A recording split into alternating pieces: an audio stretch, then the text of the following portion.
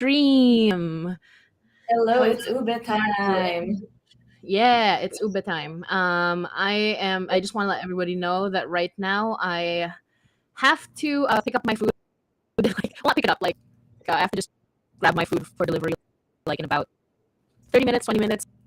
Uh, I ordered it earlier, but it took a long time. So just just a heads up for people. Uh, And that's the way that's how it goes with food deliveries. Tell us what you ordered? um, I ordered a give me a sec. I ordered some kare and along with the order I got some garlic rice, I believe, and uh, would you believe carioca? Fun. Yeah, Yes. thanks Okay, so carioca, but nonetheless.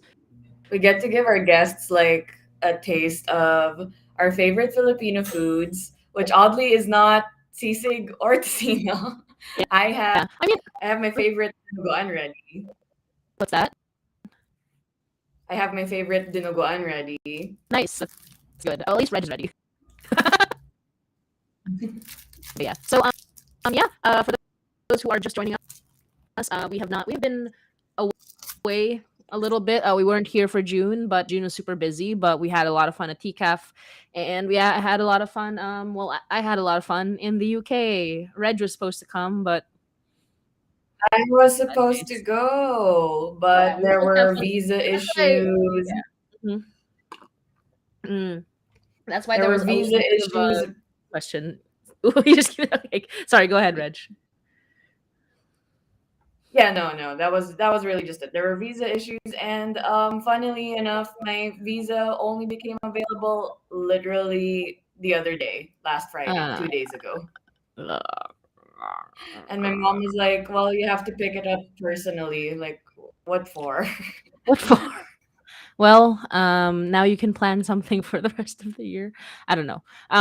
But yeah, so Yeah, for the next 6 months, but obviously it's not gonna be the same because it's not gonna be with Motzi. oh, it's so sad. We had all these plans. We were gonna have a vlog and everything, and then it was like, but I still, so we're still planning to release a vlog. Well, I am anyway. But it's gonna be a short one. We're gonna release it to Patreon. Just probably go on YouTube at some point. But in the meantime, hello everybody. Welcome to the show. I hope you guys are having fun watching us so far. Like we're doing something, I'm sure. So this is gonna be our. It's not gonna. There's not gonna be no game today, but we are going to be talking about, we're going to have cuento, we're going to have a story time, and we're going to be showing off our food. And I will be at one point reading the Patreon exclusive short story Mikey's Tale Part 1. And then yeah, and then end of this month on July 31, I believe, on the last Sunday, is going to be the new episode. So thank you so much for your patience. We will definitely like get back on the saddle with a really fun new episode and with the main story going. And we have a couple of other plans as well. So thanks for sticking with us. And yeah, we'll see you there as well. In the meantime, what do we do first? We'll do the Reg, do you have anything to say to our listeners before we move on? We can move on. But I just want to share. So yeah, today is gonna be we're gonna be sharing a lot of our food, Filipino food, and I'm starting off the day with this classic Filipino With drink Chucky. Very with good, very Chucky. good. This is a chocolate Mm-hmm. chocolate drink. I mean, yeah, like it's like a childhood favorite, but it's pretty much also adult favorite. Yeah, exactly. Wait, let me just put this on. I forgot It's to put basically on like a earphones. chocolate Would you believe? milky drink. By the way, it is 8:07 a.m. Where I am here in the Philippines. For those who don't know, Mods and I are in different time zones. So yeah, so this is gonna be my breakfast, our mukbang later. Nice. Huh, that's so odd. Give me a sec. My Is okay. it My headphones are being weird. Can you hear me? Yeah. Hmm. Okay. Ooh, hi. Okay, hi, Roxy. Oh my gosh. Right after your birthday. Happy belated Happy birthday. belated birthday. And Yeah, here's and some welcome capas Kirsten that Kapach. yeah. Kapach? I'm sorry. Welcome Kirsten as well. Thank you so much. I'm so glad you're looking forward to the new episode. Um, and Thanks yeah, for so being here. the new episode. Thank you so much for being here. Even though we're not playing a game. Oh, the birthday. Oh, okay, okay. So okay, I see. So we're Oh, so gonna advance happy birthday. advance happy birthday, and we're gonna greet you in the Nice. episode. It's Happy gonna be hidden away birthday. somewhere. Yeah, we got Yeah. a Leo over here. Dang, you're right. That is a Leo. Yeah. Classic Leo. So let me just look. Yeah. Exactly. Okay. Let me just, cause, huh? Just let us know if Well, there's we hope anything going on with the sound or anything, or if we're coming out loud and clear. I'm trying to your get like my audio. Your earphones audio's working, but um yeah, there's been no problem with your audio on my end. yeah, no, So I'm trying to get it on earphones, okay, but it's not working. anyway, yeah, to our audience, if there's anything wrong with either my or Motski's audio, just let us know. And we Yep. will do our best to fix our technical issues. Technical difficulties are something we are not unfamiliar with. Exactly. But do you like our new do you like the quality of my new setup for my new laptop? It is. I do notice the new quality. Very good. I'm very glad.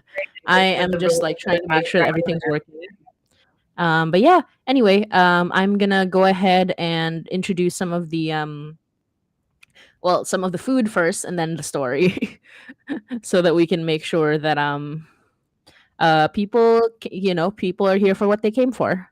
Which is food. Ooh, let me get mine.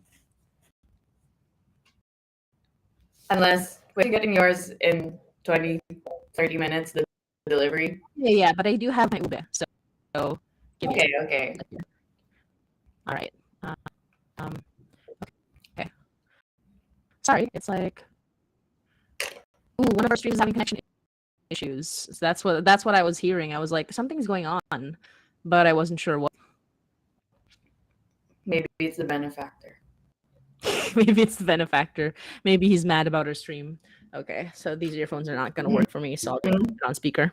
Okay, I will get the ube because the ube was prepared actually by my roommate. My roommate is a pastry student from the Philippines, and she did an amazing job preparing two ube dishes. And I will show them off right now, even though I'm not going to eat them yet because they come after dinner. After dinner. And so here you go. Give me a sec. Ube time. That's why I titled the stream Ube time. Because that's Mhm. what this is all about. Because like look at this hefty thing. Okay, let me put this down. And there's one more thing. Oh, so I will also show dessert first. Yeah. Here we go. Ube time, ube time. It's my roommate's ube halaya. It's kind of like the yellow light is not giving it and doing it any favors, but let me try to switch it a little bit. Oh, Here we go. oh, I that think was the so color's coming nice. out much better. So ube halaya with some cheese on top, as is tradition. It's very Oh, purple. so You good. can't see it as well in this light. It is Yeah, for tell us those who what don't ube know. is. Yeah, for those who don't know, ube is purple yam, that is native to the Philippines, and it is amazing, delicious. It's very similar to for those who are not aware. They're very similar to taro. So that's like what I have right now. And the other thing is, my roommate also made um what's it called? Ube. What's this called, Reg? Puto bumbong? No, no, no. It's ube. Mm, gosh, the name is escaping me right now. It's a Um, ube desserts. Kalamay. That's what it is. Ube kalamay. Oh, okay. The lesser known ube dessert.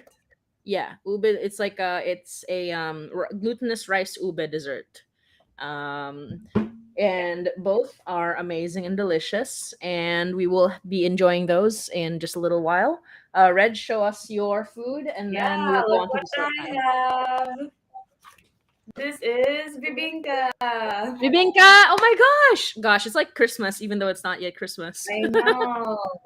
This is bibingka. I'm gonna be eating this after also after breakfast for me. Ooh, yeah, yeah, And yeah. also, so it's also like a dessert. It's like a cheesy bread situation. So I have some coconut flakes over here. So later on, I'm gonna be sprinkling this on top. And yeah, I don't know how do you normally cook bibingka? It's like a special type of bread that you steam, I guess. I believe it's egg. Is it? It's egg, right? Yeah, it's egg. It's very eggy. It's an eggy kind of bread made with Yeah, cheese you on top. steam it. I remember people steaming stuff in like bamboo, but I forgot exactly how it goes. I'm not the chef here, so I don't actually Yeah, know yeah, the yeah. process. Traditionally, it's steamed. I mean, like yeah, like pre-colonial times. No, not pre-colonial times. Like traditionally, this was steamed like in a bamboo doohickey. Nowadays, we we use like modern equipment, but yeah, yeah, that's how traditionally it's made. Hence the plating, I guess. It's normally yeah, like Filipino desserts are normally served on like a banana leaf, like this, Hmm. and which does Yeah, the actually banana leaf. So true. leaf. What's So yeah, that? the banana leaf it does add flavor. Yeah, Like honestly. it does add to the Okay. experience. So that's our desserts. So those are some classic Filipino desserts. Hmm. No, that's awesome. And yeah, hey Reg, how do you like my audio and my video? My very clear video. Your video is very very clear. It is very different, and I'm loving the like the blurred background. Very professional. I It know. is I'm very so professional. professional. Someone got a new laptop. I You'd say think it yeah, was for professional reasons. professional reasons, but guess Yes. what? Mozzie's been up to. It was for Elden Ring. I've got it for Elden Ring. I was playing Elden Ring. That's all. Yep. That's it. That's everything. Yeah, Elden Ring. Sorry. It's basically it's very much gonna be so. Here's the thing: when Motzi and I play video games, normally I end up playing the video game first, and then months or even like a year later, Motzi starts playing as well, and then she just obsesses and then catches up with me, and then ends up like overtaking Yeah, and your level. and way advanced from where I am, which is probably what's gonna happen in Elden Ring. What level are you right now, Reg, in Elden Ring? Oh, right now I'm like level 60. Okay, well, I'm level 54 and it's only been like 4 Oh, days, so nice. I'm gonna There you catch go. up with you by She's tomorrow. gonna catch up to me. Yeah, she's gonna catch up to me tomorrow. Yeah. But to be fair, Reg showed me the trick, the rune farming trick, so Yeah, at least I get to take a bit of credit for yeah. you catching up with me. Yeah. Yeah, for me beating the different bosses. But yeah. So anyway, I will talk about the UK trip because we did actually like I did meet up with some people in the podcast space, but also just like I just got to meet up with Helen Gold. And for those who don't know Helen Gold, Helen was one of the people in the Rusty Quill team. Um Mhm. and we've talked before. We've talked on like this thing that I do called Storytelling Podcast Week. And Helen is lovely. We had such a nice brunch. We talked about our ideas, and Helen's been telling me like I should pitch something to Rusty Quill, and I'm like, you know what? I would love to. Fun. It would be amazing. Yeah, But for those who don't know, yeah, do you yes. want to tell them like what Rusty Quill is, what they've made, and what Oh they yeah, yeah. do? Of course, of course. For those who don't know, Rusty Quill is the podcast I guess creator of the very famous Magnus Archives, along with some other works like Rusty Quill Gaming. The Magnus Archives inspired Hainai, so we like to shout them out whenever we can. They don't need it because they're one of the biggest fiction podcasts ever, but we do love to talk about them. Helen has been wonderful, just a really good friend, just a really lovely person. Yeah. And yeah, we got to hang out in London. I got to do a lot of fun stuff in London.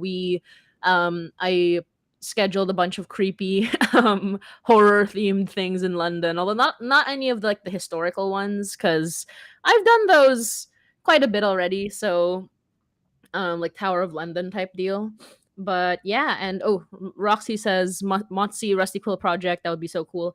Thank you. It I would be have so cool. plans. I That's the freaking dream. I have ideas. I have like an idea sheet, and we'll see what happens. But in the meantime, we will finish Hainai Act 2, and then we'll get on to Act 3, and then we'll go on to Season 2. We'll see. But Well, in the meantime, yeah, and other than that, I got to meet up with some friends, unrelated to anything, but I got to hang out with my family, with my brother and his partner, and it was really fun. It's kind of difficult. Like that's the story time. Like that's it. That's the story. No, I story went is to I wasn't there. yeah. The story is Reg wasn't there. There should have been like more of a story. It should have been me and Reg kind of like going on adventures and like taking pictures. But yeah, Alas, the it was just visas. visas. Yeah, it sucks. Travel is like bad right now. But I will show people what I showed the Discord a couple of weeks ago or a week ago. I brought this home with me from the UK, and here we go. Ooh, It's gonna have haul reveal. it's gonna be very fun for the High Night podcast because this I bought this specifically because I will be using it for the High Night podcast. This is part of the story, and I bought it from a lovely old man who was selling it at the market in Covent Ooh, Garden Market. sounds like a high night episode. Yeah, so it's this. So here's a little journal. It's a high night episode. Yeah, I don't know how to like stop the blur. So there's You little can do like horrifying. the thing. Oh, that's true. There you Yeah. go. Yeah. Look at this absolutely horrifying journal. Look at that. There's a soul trapped in this journal. Yeah. Like genuinely. Look at It is that. very, very cool. It's so creepy, but I love it. It does have to do with a thing that's going to be in the future of High Night called the Book of Elders. For those who don't know or who haven't like been following, the Book of Elders is in the works. Look at this. This is really cool. They have its own map and everything. The Book of Elders is an idea I had for different elders because we have been like making our laundry list of like different villains, and we thought it would be fun to kind of just like do a little bit of a catalog for them. And the Book of Elders will incorporate into the story a little bit. And what will happen is I'll be using this book in particular to handwrite the information about the Book of Elders. And yeah, some of like an excerpt of the Book of Elders is actually part of the short story, although we will not be reading it today. That's for the patrons only. If you're interested, you can join the Patreon.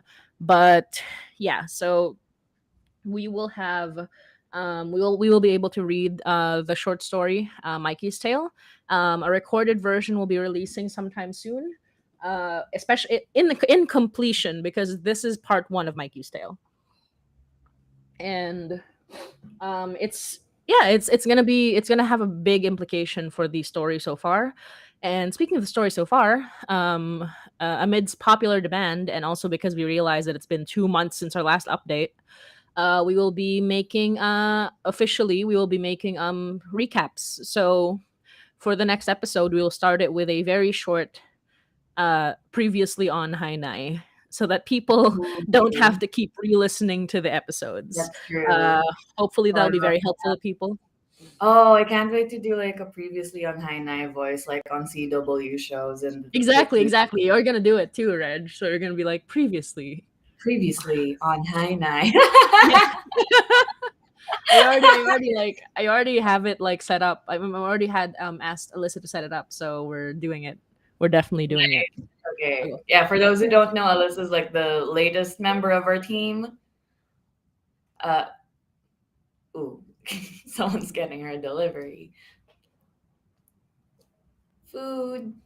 Anyway, for those who don't know, Alyssa's the latest member of our team. She joined. Okay, she joined about 2 3 months ago. And yeah, it's been lovely working with her. So right now, other than the cast, our team is made up of me, Motzi, Yoi, our other co-creator, and Alyssa, who is a part of the team, not yet quite a co-creator, but she does a lot of good work, and hopefully, who knows where our team will be at in the future. So yeah. Anyway, while Motzi gets food, the yeah, like, anyone want to shout out on the chat? By the way, thank you to our Discord community. By the way, you guys have been so lovely. We haven't had an update in like 2 months. But yeah, because things were busy. But yeah, yeah, our Discord community has been very active and lovely. I was just thanking the Discord community for keeping active and continuing to support us, even though we haven't had an update in 2 months. Yeah, and we will definitely have a big update for like this month and next month. Are just like making sure we're trying to balance things, because I will tell you that burnout is real, and we really do appreciate people sticking with us, because even though things have been so busy, but we are like aiming very hard to like finish this story, to like make it very satisfying. People have still been listening. Like, I'm just, even though we haven't updated anything, I'm just watching the numbers keep going up, so it's like it's so heartening, even though we do want to like keep going. So, and anyway, as you might have guessed, I need to go get my food. So I'll be right back. Reg, you vamp. Show off your Right, food. I will be right back in about like 10 minutes or 5 minutes. right. Enjoy your time with Reg, everybody. Mwah. Okay. I will hold the fort here. So yeah, Motzi has shared her ube desserts. I shared my bibinka. Guess what I'm eating for breakfast? Give me a sec. Ow, ow. Okay, this just came from the microwave. What is this black thing here? Yes. This is called dinuguan. It's a pork stew. Let me try to. Yeah. This is a pork stew. I bought this from a place called Farino's. They make very good dinuguan. Anyway, dinuguan is, I'm gonna be eating this with rice. It is normally but people also like to eat this with a sweet-ish bread thing called puto, not puta. For our Spanish listeners, it's puto. So it's like a bread thing. I like to eat it with rice. So dinuguan is the main ingredient in dinuguan is pork blood, but please don't let that deter you. It is such a good dish. It has like 1,000 different flavors going on at once. It is my probably my favorite dish ever. Not even like just my favorite Filipino dish, like my favorite dish. Like, I can eat only this and not get sick of it. Like, I can eat this for a week and not get sick of it. I think I've probably done that. And traditionally, it is cooked with the pig innards, I guess. But you have to be very, very meticulous about cleaning them. The few times my mom cooks this, she uses an old toothbrush to clean the pork intestines. But nowadays, there are a lot of versions where it's just the meat, no more innards. That's how I like it. I like all dinuguan, but I prefer just the meat version. But like, if you're trying this for the first time, might as well go for the traditional all classic. So, and that's what I'm gonna be eating. It's 8:30 in the morning. It's not normally a breakfast.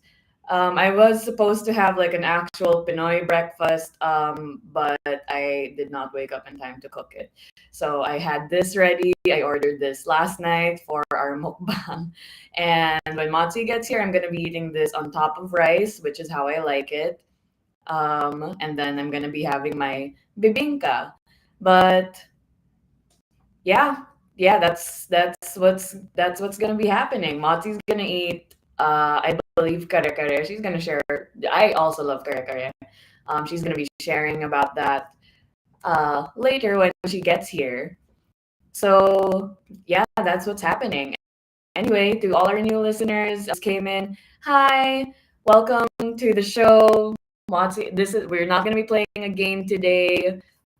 Sadly, don't worry. That observation duty will come back in the future. Right now, we're just gonna be in a lot of story time, and we're gonna be eating. Hi, Hello, I'm back. I have brought food from one of my nice. favorite restaurants in here in Canada, Islas, a Filipino restaurant. I Um, just shared about my dinuguan. Look at this. nice. Oh my gosh, Roxy said Roxy was like, "Hey, puto" in the chat. Yeah, shout out to Roxy for that. Yeah, no, because I was saying that I like to have it with rice. A lot of people like to have dinuguan with rice, but a lot of people also like to have it with this With sweet bread puto, thing, yeah, puto. Not that's puta very true. or Spanish, just puto. True, very true, very true. Give me a moment. I'm just gonna invite a couple of other people on because I just realized we need to post Patreon. Yeah, you know what? I'm a responsible person who isn't like frazzled at all. Right, Reg? But if you were, you don't look it. Well, thanks. Thank you for telling me. I'm like I look nice because you should have like actually so 10 minutes before the actual You stream, look I looked at good myself in the though. mirror and I was like, "Oh my god." So I had to do a very very quick like fix up tune up, I See, you guess. look nice. I mean, this is literally I woke up and I just cooked this. I just cooked rice. I have no time to look good. Look, That's that well, you know what? You also look nice. So there you go. glasses do Um a lot. So, fun fact for listeners: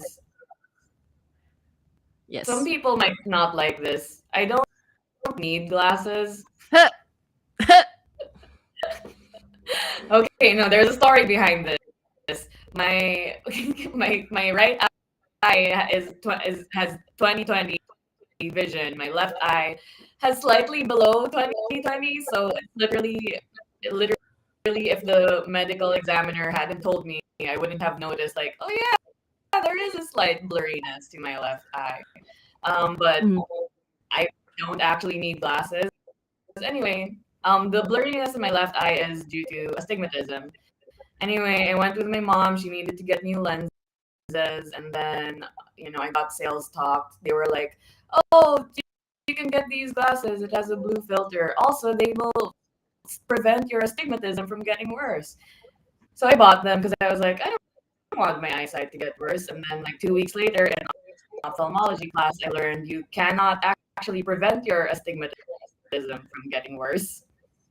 They would so Oh, you got sales pitched.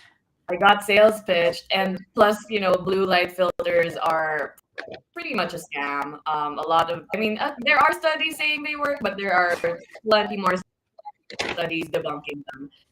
So I these studies fair are enough, fair enough. useless. Well, But I wear them when I just woke up, like situations like just to woke hide the tiredness in to your hide the eyes. death in my eyes. That's Fair enough. exactly what they're for. Fair enough, fair enough. Okay, now I will finally show off the food that I just received. So here we go. Okay, you go talk about. I will Uh get my rice while you. yes, go ahead. Please do get your rice. So this one is the one I'm most excited about. It is kare kare, which is a peanut-based food. Let me see if I can get it to focus. It is amazingly delicious. There we go. Okay. It has oops, don't drip. No. It has bok choy, some eggplant, and some I believe this one has pork in it. I'm not 100% sure. I love kare kare, especially with rice, so that's one of my favorite Filipino foods. Um, although my absolute favorite is also here.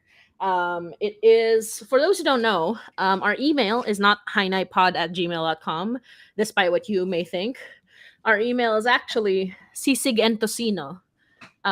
because sisig and tocino are myself and Reg's favorite foods. Right now I have some sisig with me, also from Islas, which is the restaurant I ordered this from. It's yeah, sisig is basically all the bits of the pig that are left behind, like the head, the cheeks, the knuckles, everything, and they basically cut it into pieces and like fry it over like a hot plate, and it is one of the most. And they put an egg over it. It's one of the most delicious foods, Filipino foods ever, and it's also like it shows a lot of like very good resourcefulness for Filipinos to just like they don't like I grew up with this feeling I don't want to waste food. I never want to waste food. It is in part because the Philippines has like a lot of poverty, but also there is like a very big um food socialization aspect of it. So with food, I'd never want to waste it. In fact, like I've had to teach myself to kind of throw away food just to, just so it doesn't like get too crazy. But yeah, like with sisig, it's just like a wonderful thing to show like Filipinos resilience. And here's another thing that I have here. I'm not sure where. Yeah, sadly, I don't have tocino because I think I told, as I said while you were out getting delivery, I did not wake up in time to cook the tocino. Next Fair time, enough. That's but I fine. have, Ooh, yeah, here's a sadly, yeah, dessert which is sad that I. because that would have been like the more appropriate breakfast. But I'm not gonna Dang. complain about dinuguan at any time of the day. That's very true. And here is the last one. It's his fancy version of a famous Filipino street food called carioca. See if I can get it to focus again. Ah, yeah, I won't focus. There, okay. there you So carioca, it is a glutinous or gelat. Yeah, like how do you describe it? It's like fried on the outside and like very sticky on the inside. It's It's kind of covered in like, sugar. yeah, it's kind of like fried mochi. Mochi. Yeah, yeah, it's like Filipino mochi. That's how they described it at Good Islas too. mochi, yeah. Yeah, so it's like crunchy, it's crispy on the outside. It's Filipino mochi. They sell it on the street for very very cheap. We used to buy it all the time around like the UP area or the University of the Philippines area, which is where I live. And this last box is yeah, I forgot Roxy I have this says, as well. "It sounds so good. I'm getting hungry. Lol." Yeah, We we're wait here to make you very. hungry. That was Oh, the that's I put mukbang in quotes in or mukbang in quotes in the post, but I have actually like gotten enough food that it is a proper mukbang, I think. So and here's the last one. It's the classic um crispy Ooh, pata. Let me see if I can get it here. yes. Yeah, so crispy pata is just literally Crispy pork pata. belly, like crispy pork belly. You just cut it up. It's delicious. It is absolutely delightful. It is crispy and yummy Yeah, and it's deep delightful and fried good. pork belly. Hmm. Yeah. Is it deep fried? So Yeah, it's deep fried. it's deep fried. Hell yeah. So my question is, how will we go about this? Will we eat first and then tell the story, or will we tell the Tell the story as we story eat? while Like, eating. yeah, like a proper mukbang. What do you think, Reg? Executive decision here.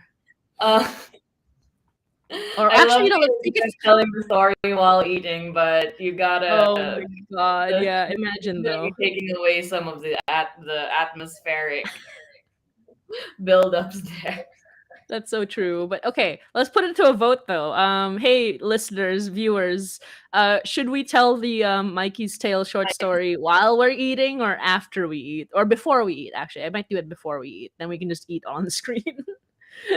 So this is the main event. Tell us what you think. Should we do a proper mukbang and just tell the story while eating? I never understood those, by the way. Like, I haven't actually watched like people do a mukbang. Like, I guess it's like edited in a certain way so that you don't like have entire sections of just people chewing. Because I I feel like don't I would just know. have to There are chew and then mukbangs that like are stop. live. But yeah, actually, yeah, I think like they edit the sound. I Probably, or have maybe the I have sound is seen part some of the mukbangs. They appeal. I don't literally know. just eat while talking. Oh, thank you, Roxy. Okay. Roxy says Okay. after I don't want someone to choke. So, tell the story after we eat. Yeah. Okay, how about this? I'll take a bite of everything and then I'll start the story. And then I'll take a break in the middle of it. Do you wanna continue? Do you wanna read the story with me, Reg, so we can both read it at the same time? Okay. We can Yeah. take turns eating and telling the story. That's so true though. Okay. So you can open the file. It's Oh, here, let me just search yeah. Mikey on our drive and you should find the PDF. Okay, okay. And okay, so just for some context, Mikey's Tale is a short story that will come up in the Hainai lore a little bit later. And Mikey's Tale is about a young boy who lives in Toronto who encounters the benefactor. And the Mhm. unique thing about Mikey is that even though nobody knows how the benefactor looks like or knows his name, Mikey knows both those things. So Mikey is a very important character in the Hainai lore, but we're not going to reveal why yet. And that's like the background of Mikey's tale. So we will start the story. I will wait. Dinuguan Okay, so on we'll rice. start with taking a couple of bites of everything, and then we will start the It's story. on the rice Oh, now. dinuguan. So dinuguan is black blood stew, Mhm. and I will take a It, bite of. Let me go get a fork or something. hi, Fides. Fides says after, but yeah, we're gonna take a bite of everything first. I don't know if I can restrain myself and stick to just one bite. Fair enough. So We'll I will take see. a bite. Okay, let's do a little bit of moving here. After Uwu, thank you, Fides. So we're just gonna take one bite, then we're gonna tell the story. So Okay. here's the food. Oops. What do you think? Are you starting with How's that? the How's that view? nice? Are you starting with the Yeah. crispy patter first? Yeah, I'm gonna take a small bite with the rice, because of course I am. Just a fork and spoon, as God intended, or the Filipinos intended. Same thing. Okay. Okay, I'm taking a bite of my dinuguan. One, two, cheers. Cheers. Oh. So good. We're doing the whole YouTube thing from gaming to mukbang. Um, That's so true. We're doing the usual YouTube trajectory. Well, I mean, why else would you have a YouTube channel, right? Like we're just we're an audio only medium. So what else would we do on a So YouTube good. channel? If you Mm, guys have Filipino restaurants in your area, please try all the stuff we showed you, especially dinuguan. exactly. Okay. Next Actually, bite I'm all gonna of take. them. All of Even them, yeah. Nazi's favorites, like I also like, are also some of my favorites. Exactly. Okay, so the next thing I'm gonna try is the sisig. So here's a sisig. Um, Yes, we will do some. Oops. on a hot plate, but Yeah, it should be on a hot plate, but unfortunately we can't have the fancy setup today. I'm just gonna get a bit of rice to go here. sisig will be good no matter what. Exactly. So here there's pork bits, basically just all the bits of the pork that aren't included in other cuts. Hmm. And you add some sauces to them. It's usually spicy, although I don't prefer the spicy. Including pig And brain, yeah, including pig brains, delicious. And it which usually we don't comes on see a a lot, sizzling hot but plate. yeah. Mhm. Oh, so good. Mhm. I will continue eating my Mhm. dinuguan. Exactly. Okay, that's the second bite. And then the next bite I'm gonna take is the kare kare. Of course, all of I these love kare very go well kare. with rice. So you gotta enjoy it with some rice, because how else would it be a Filipino slash Asian food? Absolutely. And yeah, There you like go. kare kare has to have like some kind of plain carb with it because the Yeah, peanut it's like sauce. is very rich. Exactly. So that's how it looks like. Kare kare, I think, is one of my favorite visual Filipino foods. Mhm. Like in terms of it's the most visually interesting, Appealing. Yeah, that's apart from true. the desserts. Just gonna have a little bit on Like my has like one sauce. of the more interesting colors too. Mm-hmm. Mm. I think this one is. I can't say it's 100% vegan, but it is vegetarian. This one. This kare kare has no meat in it. Oh, that's Um, interesting. yeah, all the but like the flavors just like are in the veggies. It's really good, especially Hmm. the eggplant. Yum. But Okay, normally, kare kare, classically is made with beef. exactly.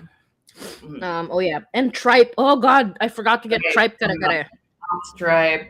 Tripe kare kare is the greatest invention of food. Okay, so what's next? I think I will take a bite of the carioca. Am I saying that right? Carioca? Yeah. I know that's how I always said it. So That's also how carioca. I've always said it. Yeah. Carioca. So it's my fancy carioca. I'm just gonna take a Does bite look out of one of fancy. these. It's one of these. Yeah. Yeah, it does look fancy. It's normally like very street food looking. Mm-hmm. Yum yum yum yum. Delicioso. Nice. Mm-hmm. And Okay. finally, last but not least, eating the ube. Let's do ube, baby. We're gonna cut into this beautiful, beautiful thing. Hmm. Look at that. Here we Nice. are. Your Here roommate we made are. ube from scratch? Yeah, she brought like an ube extract thing or like ube whatever it's called, but like she brought some Sisig's pig face too. Yes, desu. Yes. Yes, Fides. Okay, so now I'm gonna cut into Also the be ube pig brain. halaya. So this is actually the most famous version of ube Yeah. halaya, which is like an ube pudding. This one it doesn't look as purple because of the lighting, but it's yeah, it's basically ube pudding. Yeah. So I'm gonna cut in, and Yeah. And it comes normally with like like this cheese. the yeah, and normally like the very, very purple ones, I believe, like have the help of food coloring. Oh, fair, yeah. But also like just this one is from an extract because she had to bring it all the way from the Philippines. But in the Philippines, you get access to fresh ube. So I do think some of it's food coloring, but some of it might just be because it's fresh. Okay. Um, I will try my bibingka. mhm. Yeah. Yep. Um, Ingredients are ground rice, refined sugar, fresh eggs, and salted egg topping. Oh, that's what I forgot to mention, the salted egg topping. yes. My God. For those who aren't aware, Filipino food is top tier. I'm not just saying that because I'm Filipino, but also yes, I am. And here's the It's other got one, to, honestly. ube calamay, which has what's this called on top again, Reg?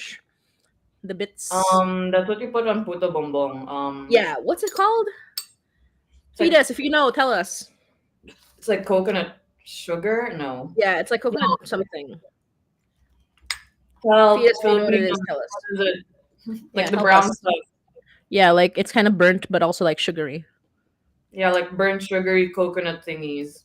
Toast, Toasty coconut. toasty coconut. Feed Okay. us. You know that's not what it is, but it's fine. I will have some. It is. I guess. Yeah, that's I the guess it closest. is. Yeah, God, there's a word for it, but I forgot. We're also Americanized, and Canadianized. Okay, yeah. No, I'm sorry to our ancestors. What do you call topping For puta. Oh, for bibingka. for bibingka? Filipino desserts. That's true. They do fry coconut meat. Num num num num num. Okay, I think I got through all of the little bits. Now I'm gonna start the story. But before that, Reg can find the name so that we're not like stuck like this. Like, what is it? What is it? Uh, uh, is it Arnibal? muscovado sugar? Is it Arnibal?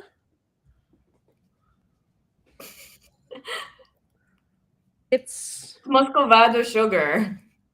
well, yeah, but like, oh, wait, no, Arnibal is the syrup for taho. Gosh darn it!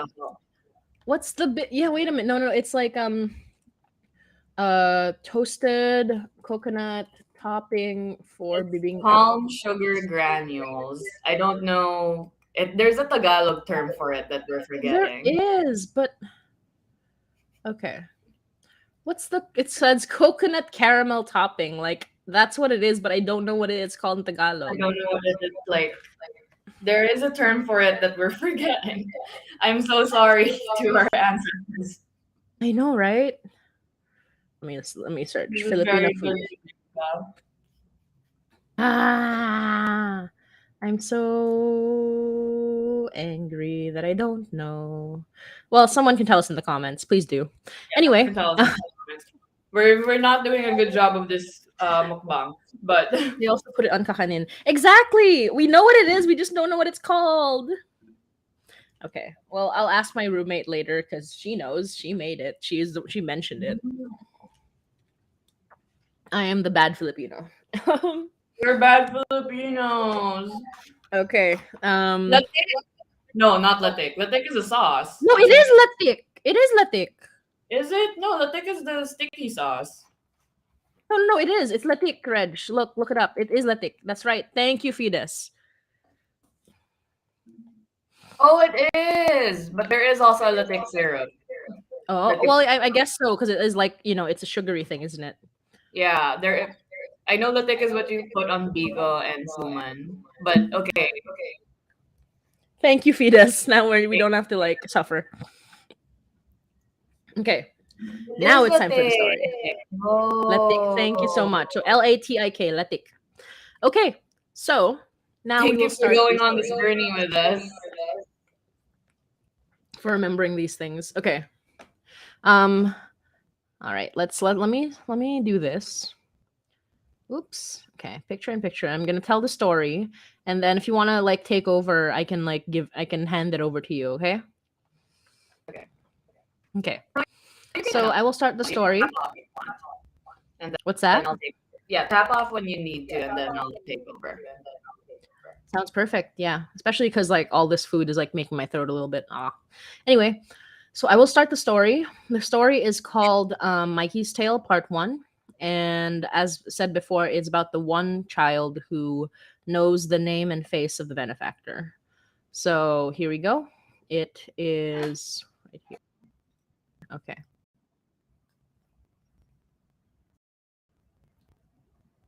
His name wasn't Mikey, but that was what the community took to calling him when he was raised by it alongside his.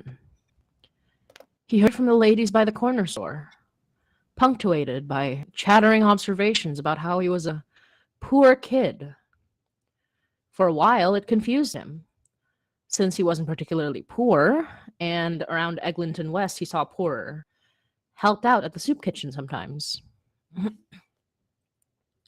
He learned around the time he was trusted enough to walk home from school by himself that they probably meant the parent thing, which, sure.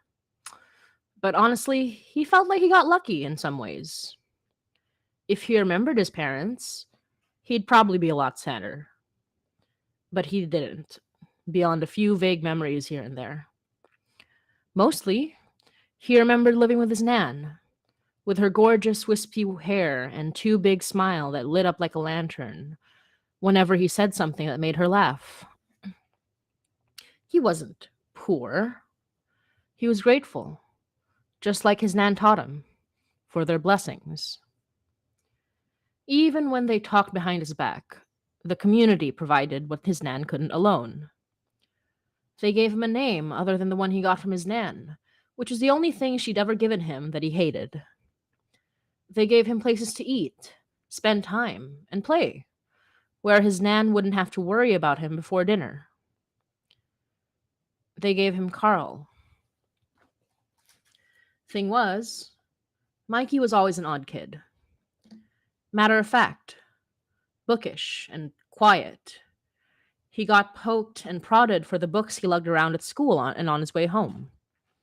Sci-fi, ghost stories, and the weird and the wonderful that he poured through whenever he got the chance. It wasn't that he was a loner. He just liked his own company just as much as others. He'd be there for the street games, just good enough at the physical to join in and not be last pick. But in between all the running around, he'd have his nose in a book, absent-mindedly pushing his curls out of his eyes every so often. The way the grown-ups called him Little Genius straddled the line between impressed and pitying.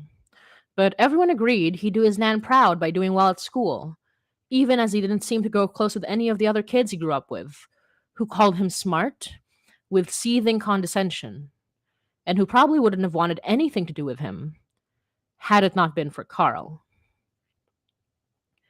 Carl was a firecracker of a kid, trouble to the grown ups, and the greatest thing since sliced bread to everyone his age and younger.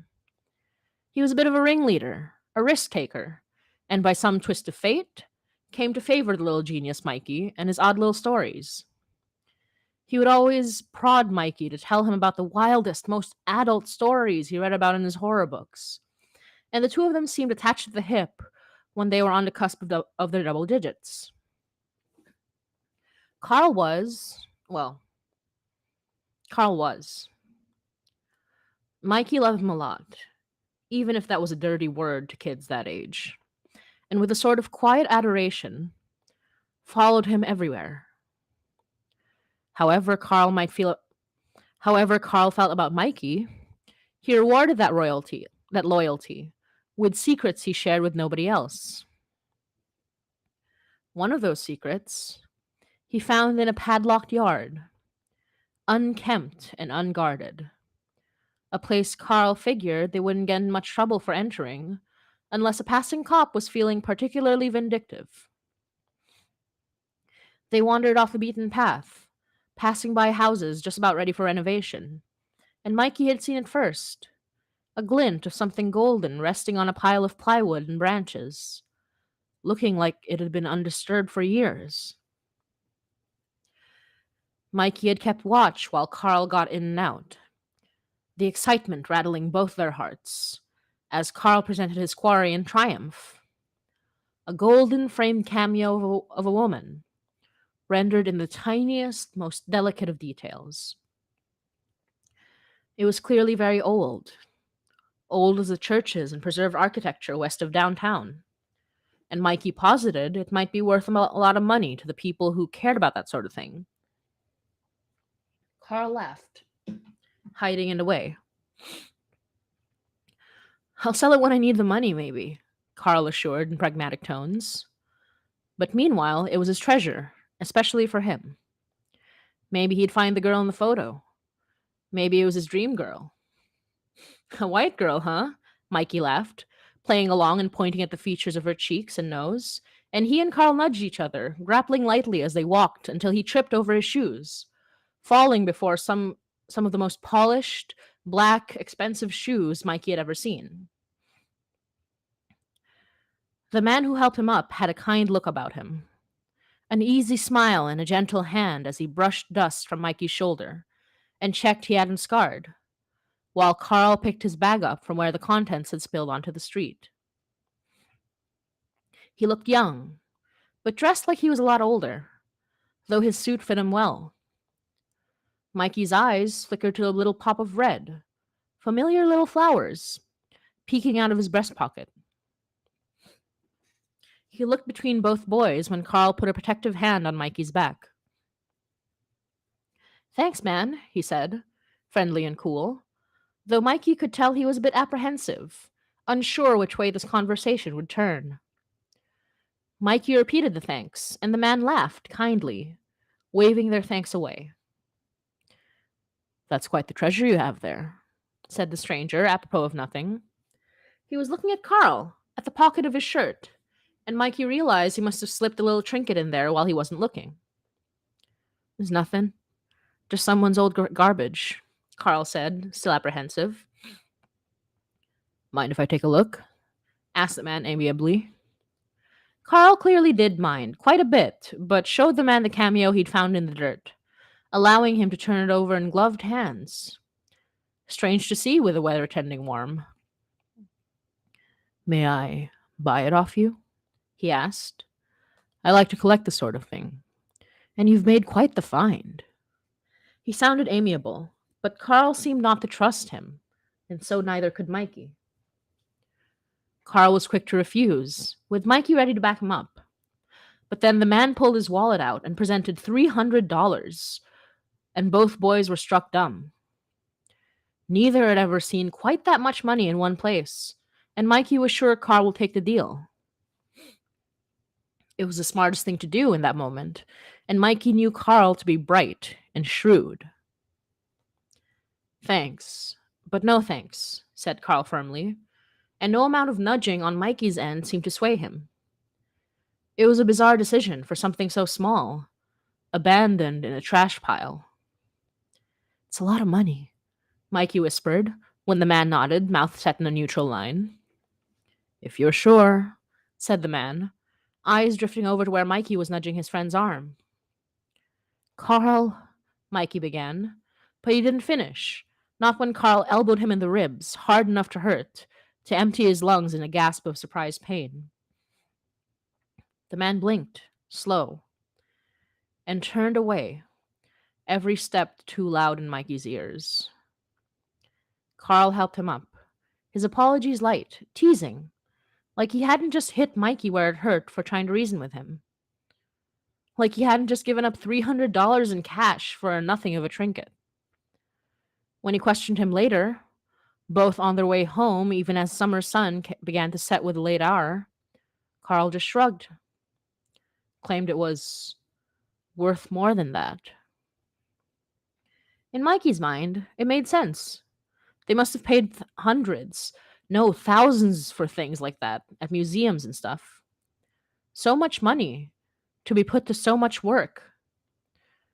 That was what was on Mikey's mind.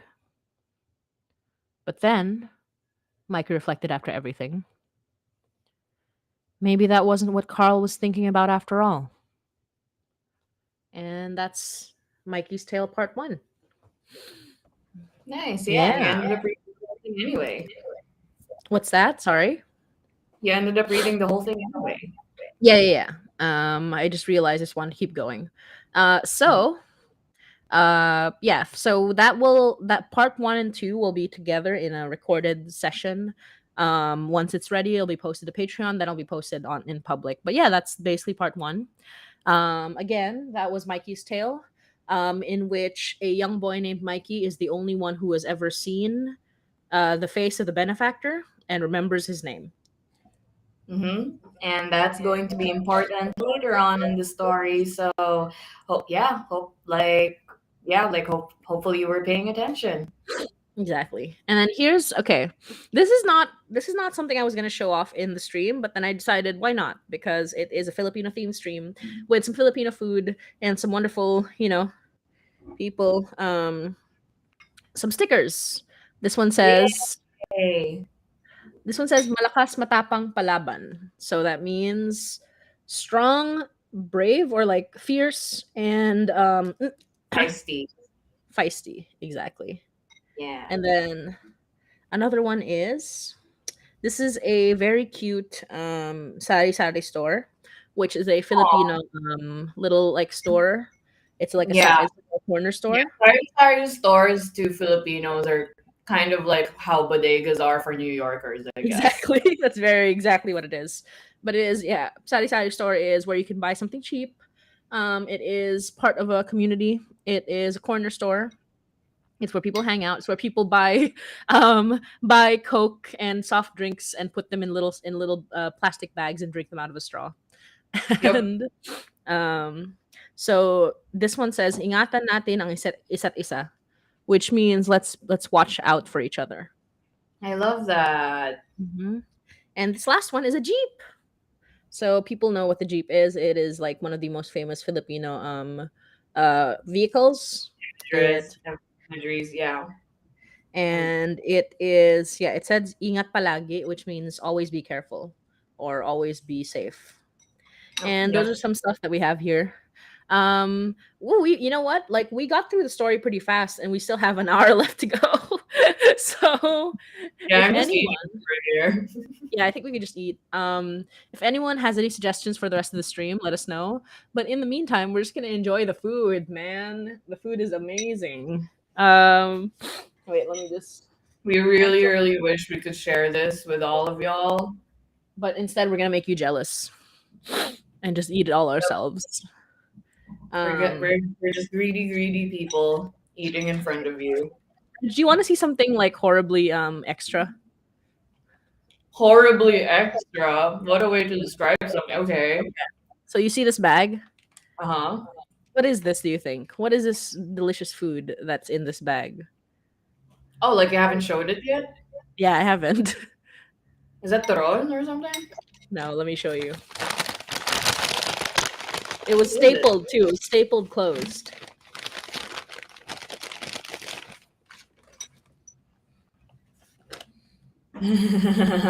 Oh no. Oh my god. It had its own bag. Oh, is that Nesty in a can? I have never seen Nesty in a can. Really? Oh yeah, I guess so. Huh? Because I was like, I completely forgot that Nesty in a can isn't a thing in the Philippines. Yeah, I've never seen Nesty in a can. It's always like in a Tetra Pak, Oh yeah, either in a that's Tetra so Pak or just in a true. plastic cup. Yeah, or in a plastic cup. Exactly. Lol. Yeah, right. You heard the. Oh my god, yeah, it does the psst. Yeah, I exactly. didn't know It's like Nesty you could would. do Yeah, that. I wonder why. Because like it doesn't have, but not like it has any like carbonation or anything. Yeah. But yeah, it is what it is. Um, oof. I wonder where I put it. So another thing. Ooh, there it is. Okay. So while we're here, I'm gonna show you guys the stickers that we had for. Or did we show it last time? We did, right? The stickers for the for TCAF that we had. Well, on the last live stream we did. Yeah. Oh yeah, yeah, yeah. We So we showed have the some hands. tiny.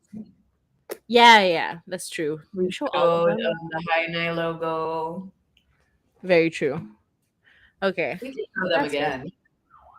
We can show them again. That's true. Oh, maybe you want to share your UK haul. Motsi got some very good artwork. Show the tikbalang. Oh, but that wasn't from the UK. That was from here. It was from TCAF. I mean, Oh, from TCAF, I mean, sorry, not the yeah. UK. But Yeah, show unfortunately, your. I can't show it because like it's on the wall already, so I Oh can't like no, pull it you up. already put it up. Oh well. Oh Just well, take our word for it. It's very good. exactly. Ooh, oh, I didn't show. We're I not mean, even I gonna did. describe it. We're not even gonna describe the art. It's just tikbalang art and it's very Look good. at how big this sticker is. Yeah. It's the big O version of it now. So I'm gonna Yeah. send that over All to the people. buttons, little cute tiny details. Exactly. Ooh, I will say something I'm very excited about is the last storytelling podcast week session that I had. So we're doing live recordings, but they go up later because they like get edited and stuff now. So storytelling podcast week is a thing that I'm part of in which I host the podcast the event, and I talk with other creators, other podcasters. That's how I met the Rusty Quill people. For those who haven't seen it, there's a video on our channel where you can or where you can listen to us chat with the Mhm. Rusty Quill people about different stuff, but a lot of uh Yeah. Magnus Archives, which is what inspired us.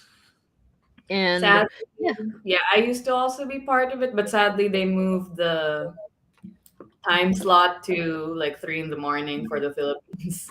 yeah. Oh So yeah, Moxie is holding the fort down on her own during mhm, storytelling pod. Well, she's doing a fantastic job anyway. exactly. Yeah. Um, But for those of you who might be wondering why I was part of the first few and then just stopped being part of it in the more recent episodes. exactly. Time zones are hard, man. Time zones are hard. I At will least show you're you like on one. the East Coast where it's literally just a 12-hour difference, just Yeah, exactly. At least we're until not like daylight. until daylight savings. Oh, ooh, I will show one thing that I got from TCAF. I love that. Have you started reading it? Yeah, it's very good. Comrade I Himbo. do also want to get on that. Okay, so what was I saying? Completely forgot what I was going to talk about. Oh yeah, About the storytelling podcast week. storytelling, yeah. So yesterday, not yesterday, the other day, like a couple days ago, I talked to these two amazing creators. It was a campfire stories themed episode, and in this particular case, they're both horror podcasters. One of them is Jim Gaffigan of Jim Gaffigan's Campfire Stories, Campfire Tales. Let me make sure that I'm not like naming them wrong, but yes, Jim Gaffigan's. Oop,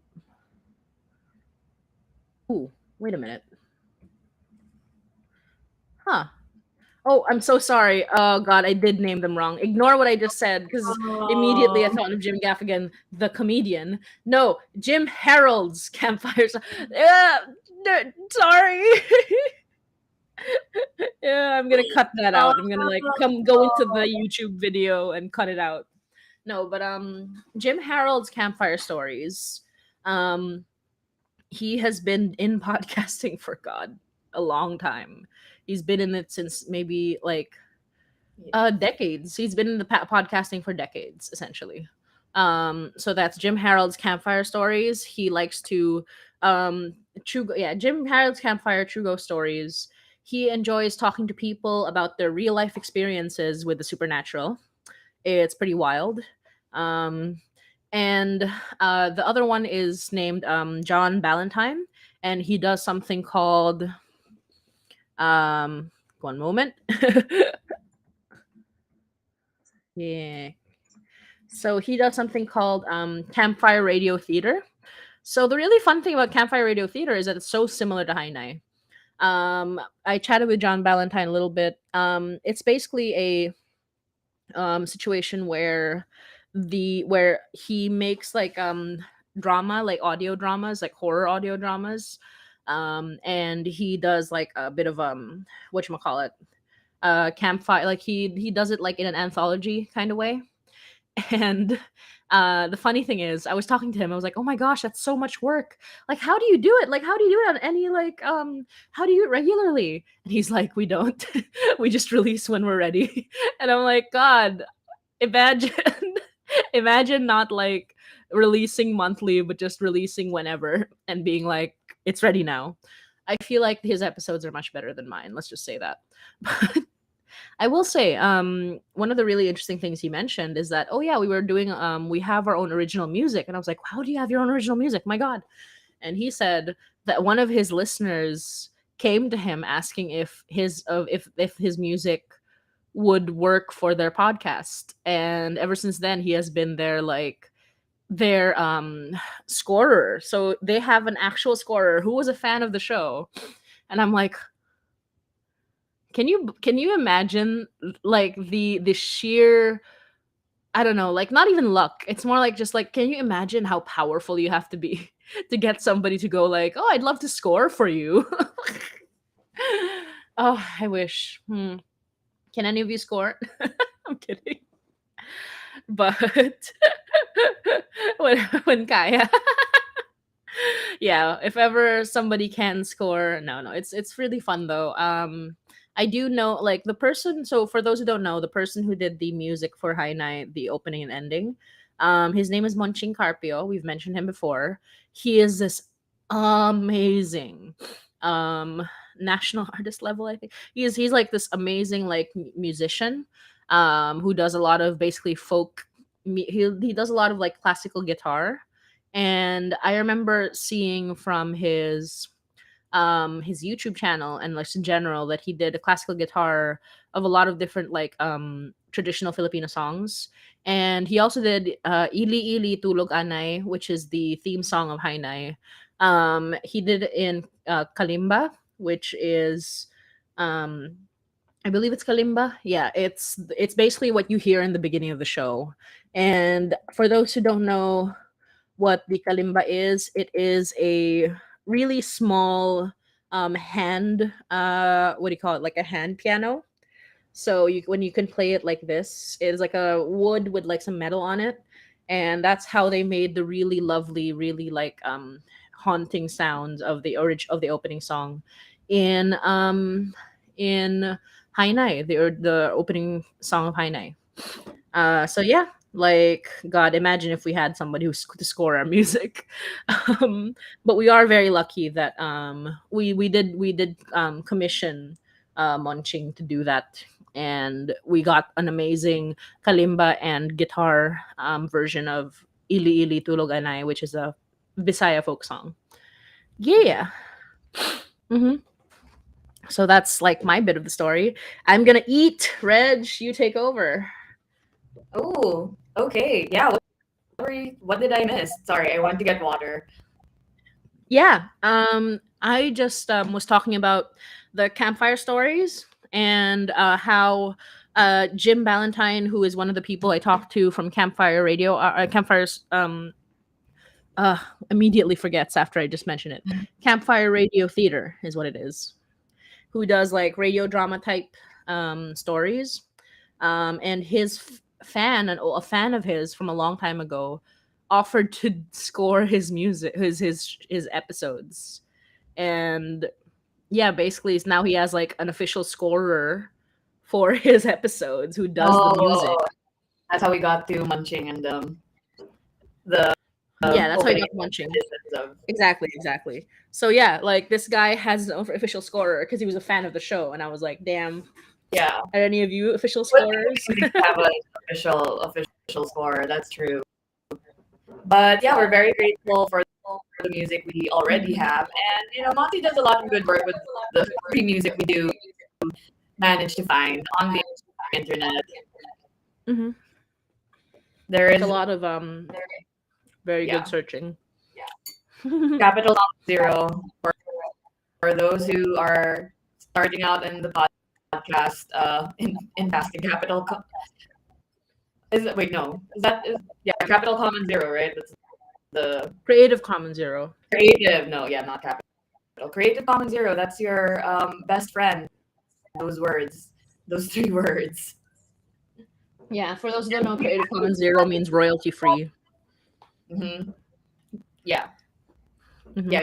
And that's how you find you don't need to credit them. You don't need to. I believe buy the music. Yeah, you don't need to buy the music. Mm-hmm. Yeah, and there's actually a lot of good stuff under Creative Commons Zero. Mm-hmm. And really, there is. Yeah, there really is, and like if there are sounds that are missing, that aren't under Creative Commons Zero, you manage to find ways. Make them up. You can make them up, or you can be resourceful. Mm-hmm. Oh yeah, I forgot. Yeah, we have to answer some questions. So we did get some questions from the fans. A lot. Oh, okay. I was just gonna say you can do a lot with the sound cloth rustling. True. So here's actually so many verbs. I mean, that's so many like sound effects you can do on the podcast already. Exactly. Different footsteps. One of my biggest advice for people is when you're looking for sound effects, you cannot find the best version of the sound just by looking up what sound, like an exact copy of that sound. Yeah. You have to think outside the box. Well, I mean, for some things you can, like footsteps, you can generally find good footsteps. Not wood knocking on door, that's generally easy. But what you have to figure out for creature sounds, especially, you have to get very creative. Just for some examples, with Hainai, the rotting thing from episode 1 was the sound of this amazing man who decided to record the sound of his stomach growling at a very close proximity. And what happened was I essentially just like slowed that down and gave it a rumble. And that's like how it became like the rotting thing, the horrible rotting thing. And it has that nice wet sound too. Like it has a nice little icky wet sound to its rumble. Yeah, you really have to. And that's kind of how you do it. Even the tape recorder sound that we have on. Yeah. It took a while, like finding the perfect like tape sound. In the end, we found it by searching film reel. So it wasn't even like a tape recorder. Like exactly the tape recorder sound. Exactly. Yeah, we ended up looking at film reel or something, or like cinema sounds or something like that. So yeah, like that's really it. Like you really just have to get creative with your search terms and your key terms. Like I think I remember like for the episode Multo, I think like the axe ghost. Yeah, like the sound of axe hitting like stone or wall while he was chasing Evelyn. Like I think I found that by search. Like I ended up finding it under by searching instead for like breaking ice. Oh yeah, the breaking ice. Yeah, I remember. Oh my gosh. See, it's a lot of like ingenuity essentially. Like kind of figuring things out is ingenuity. And yeah, Or those are sometimes you Foley your own sounds. what's that? Sometimes you just have to Foley your own sounds. That's very true. Also, like a lot of people can't, obviously, but there are certain things Yeah. you can like really like figure out just by what do you call it? Like by just by improvising essentially. Yeah. Okay. So I have another thing. So here's some questions from the fans. This is from Discord and also from Tumblr. So let me just like bring up these questions really quick, just so I can read them properly. So here's one of our questions from our Discord. The first question that we got was, how do you come up with different story arcs or episodes? So that's a fun question. How do I come up with Okay. So the way we write this is that I wrote a beginning, middle, and ending for Hainai. And the way I do it is I populate the middle bits with different horror inspirations. So what I like to do is I don't like getting too stale. Like I don't assume people are here for 100% for the lore. Like I know a lot of people are, and I appreciate that, and I'm definitely here for the lore. But there are some people who just want a good horror story. So what I try to do is I try to mix it with the two. I try to do a proper monster of the week and then mix it with like the overarching plot. And so I when what I do is I list a bunch of I've literally done this. I list a bunch of creepy things. I list a bunch of creepy things that I want to write about. And then I try to like Jenga them into the well, not necessarily Jenga, but like I try to fit them into parts of the story. And very rarely do I get an instance where I can't include something because very often like the way stories go, you can find a way to like kind of weave things together, like a tapestry. For example, I had like a list of like topics I showed to Reg at one point for Act 2, and one of them says like scary water, fire, underground, behind you. So those are like so from those keywords you can guess what's gonna happen in Act 2. Yeah. There's also stuff like Yeah, yeah, that sorry. meeting was basically Pictionary. Exactly. It's like scary water. I want to do scary water. Bugs, this kind of thing. Yeah, and sometimes there's like a certain like inspiration I have where I'm just like, I want to write about this. And it helps a lot because as somebody who likes to write a certain story, I do tend to get a little bored when I'm sticking to one thing at a time. And that's why with writing Hainai, it's been like, it's kind of like mentally very not necessarily difficult to stay on track, but it is like mentally challenging to kind of, keep that energy going when you're writing about one thing only. So with Hainai, I like to like spread out a little bit. I like to have like I wanted to have a hospital horror episode, so I can include a lot of creepy hospital things. I wanted to have next episode is going to be about fire alarms because inspired because this building kept getting fire alarms going off every other day, and I was like, what if that was a story? And that's what happened for this one. I wanted to do one from okay. Obviously we were inspired a lot by Magnus Archives, but we try not to like take too much from them because we're not trying to be them necessarily. Um, but one of the things that I like took directly from Magnus Archives is the one episode that creeped me out. There's only one episode, like so I listened to Magnus Archives. I never found it particularly like scary, but I did love the way it like weaved in different types of horror. But um my favorite the scariest episode of Magnus Archives for me was literally just one about a woman who was going through her stuff. And I forgot exactly what the how the story That went was by the one this that was point. in the attic. Yeah. Yeah, and just like I remember very clearly while I was listening to this alone in my apartment, the voice of Johnny Sims saying, "Don't look behind you," and I was like, "Ah!" And I lost my entire mind. I was like, "No, my god, It like sent shivers down my spine. I did not look behind me. I was just like, it was like 8 in the evening. It was like dark in my apartment. I was alone because my we were between roommates. It was like, oh god, there was never been. So I do want to That was a very good episode. yeah, I do want to incorporate that. There are other things like for some people might think that the puppet thing was inspired by by the Magnus Archives because there is like a puppet character there, but no. That was a separate. I mean, I do know that they do have a puppet character, the circus character. I believe it was the what were they? What fear were they? Reg, do you remember? The Strange, I think. The stranger. Yeah, yeah, yeah. Yeah, the The Stranger. Stranger is one of the, I like the way they did it in Magnus Archives with all the different categories. But yeah, no, Mhm. for us the puppet one is just me wanting to write a puppet story.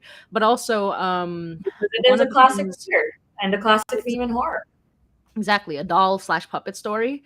And also it was partly inspired because I don't know if I know many people do have this experience, but I specifically had a grandmother, a Lola, who had a doll room, and when I entered the doll room, it gave me nightmares.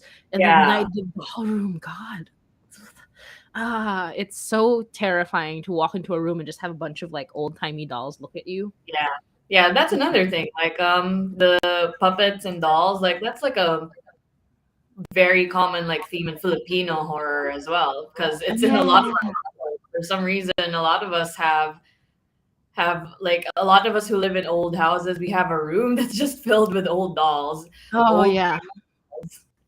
God. Yeah. There's something I actually don't know where the term came from, but chakadal.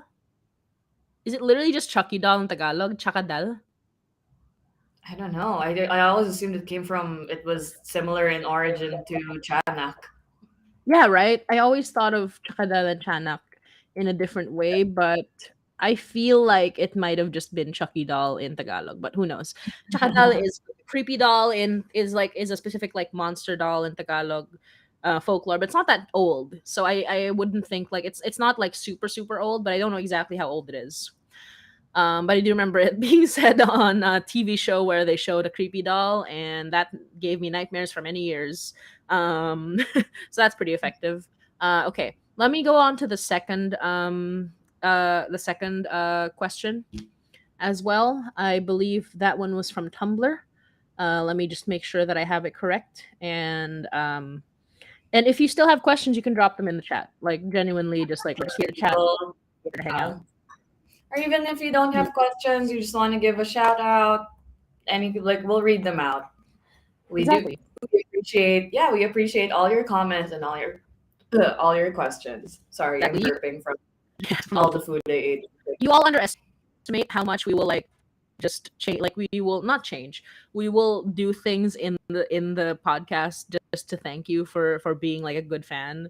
Like we literally Mhm. like one of our most active people is Woxy slash Roxy, and we have named a random side character after Woxy in the show on one occasion. So like we love you as much as you love us, maybe more, maybe uncomfortably more. Okay. So here is the next question, which I will open here right now. It is from someone on Tumblr. Their name is Chirp Mwahaha. That's a good name. Chirp Wait, Mwahaha. what? So it's Chirp Mwahaha. That's I their whole name. love Very good. that. Chirp Mwahaha Very, asks, very good. what are some of your favorite horror works? Maybe ones that are especially influential or enjoyable to you, and or ones you wish more people would check out. Games, books, movies, shows, podcasts, anything. So obviously the obvious answer for this one is the The Magnus Magnus Archives. Archives. Yeah, that's me and Reg's favorite horror podcast. It's what we listened to together during the pandemic, during both of our unemployment. And that's what Yep. inspired the creation of High Night Podcast. The Magnus Archives is interesting because we are inspired by it quite a bit, but it's more story of the week than we are. We are kind of like, we have a limited number of episodes. We're gonna end at a certain point. With Magnus Archives, they went up to all 200 episodes. That was their like end point.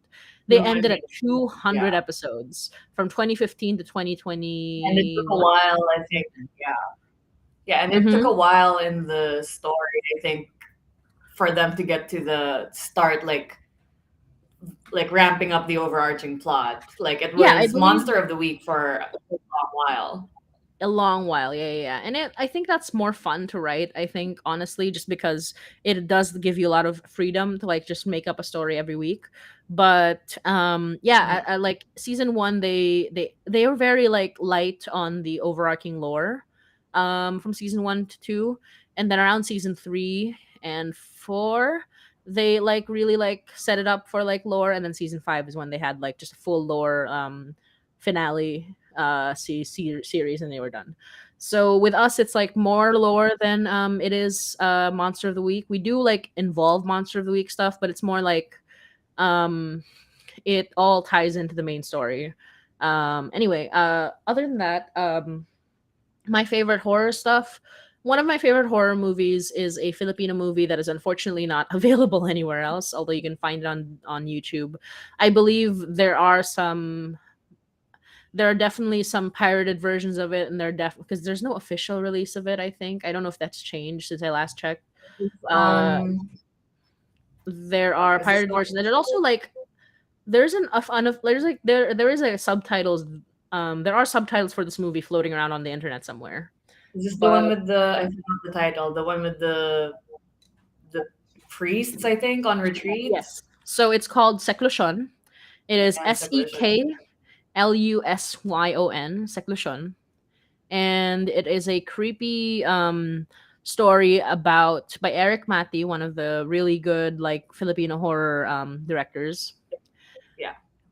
He so it's about these priests who enter something called seclusion essentially, in the like post World War II, and it was in the last days that they would do this. They basically went to a retreat in the mountains, and they didn't like leave for many days, I believe. And Yeah. the conceit of the story is that during their seclusion, they get stuck in there with a young girl who is a sin eater. So for those who don't know what a sin eater is, you can look that up. It's like a very religious like idea of like basically, yeah, someone who eats sins, and the way they show it is very disgusting. They're like, she spits out this black goo when she heals people, and that's like, yeah, it's very creepy. And and then When there's you watch, also like, what's that? no, no, no. Yeah, no, go ahead. And then there is also a nun who is taking care of this girl, and basically it is implying that like there is something very deeply wrong with the girl or the nun, and it is up to like this other like this priest who was sent to investigate this girl's sin eating powers by the Vatican, to see what's going on. And yeah, essentially like it's about like it's very, yeah, I love religious horror. In particular, I love this one because there's such a very distinct atmosphere to Filipino religious horror. Um, Growing up in Catholic churches has given us many a trauma. We did see many ghosts and horrible things. We also did those Catholic retreats meant to make you guilty. In grade school, high school, college. It's a lot. It's a whole lot. And having a horror movie about it is genius. Yeah. When we watched it at your place. When we did, it was available on YouTube, I think. I Yeah, think it was not pirated. It was actually an official release on YouTube, or was it a pirated version on it was YouTube? definitely pirated. There's no official release that I know of. But I do know that somebody has released like I remember seeing a down like so there's a downloadable version, and then there's a downloadable version of English subtitles. I Okay. remember because was able to send it to my friends. But if there's an official release now, I would love to support it because like that's one of my favorite movies. For sure. Um, I guess another one would be just like straight up the scariest horror movie I've ever watched. which is Shutter 2007. So it's SHUTTER. Oh God, I Um, think like that's I think that's like a core memory in a lot of Filipino and oh uh, yeah. Southeast Asian audiences in general. Yeah, it also like I think it's like the ring for Thai people. It's what put Thailand on the map for for horror. Yeah. It's absolutely awful. A lot of like very iconic scenes from that one. And yeah, like other than that, I like a lot of horror stuff. Obviously Junji Ito is a big one. The Uh, manga artist who does horror and is very well known for being a happy chill guy. um oh, I so like true. Yeah, fetus. compare him with like Hayao Miyazaki. Yeah, it's so funny. It's like you see him like doing like a little cat ears, doing yeah, and like doing a Yeah, dance. and Hayao Miyazaki with his nice hopeful Ghibli movies, he's just like in the corner, so like dragging on a cigarette, just jaded Yeah, as fuck, yeah, it's so true. hating on the world. Exactly. And yeah, if any of you have not seen like Junji Ito's work, it is like one of the scariest like manga art you'll ever see ever. Yeah, Um I mean, like and mhm. it's not. Yeah, it's just the kind of scary it is disturbing. That's what it is, and unsettling. Yeah, it's extremely unsettling. There's certain oh, but in terms of like horror art, I think the most effective horror art I've ever seen is from obviously like scary stories to tell in the no yeah, scary stories to tell in the dark, right? That's what it's called. Oh gosh, yeah, yeah. The They artist. adapted that movie, I think. Yeah. It has some of the scariest like imagery ever. I remember one of the images like gave me nightmares for weeks. And I will shout out a fantastic webcomic horror artist named M. Carroll or Emily Carroll, who did a very famous comic called His Face All Red. And I think the reason I like M. Carroll so much is that I believe her pronouns are she utilized web horror in a way that was like not that it was very unique at the time.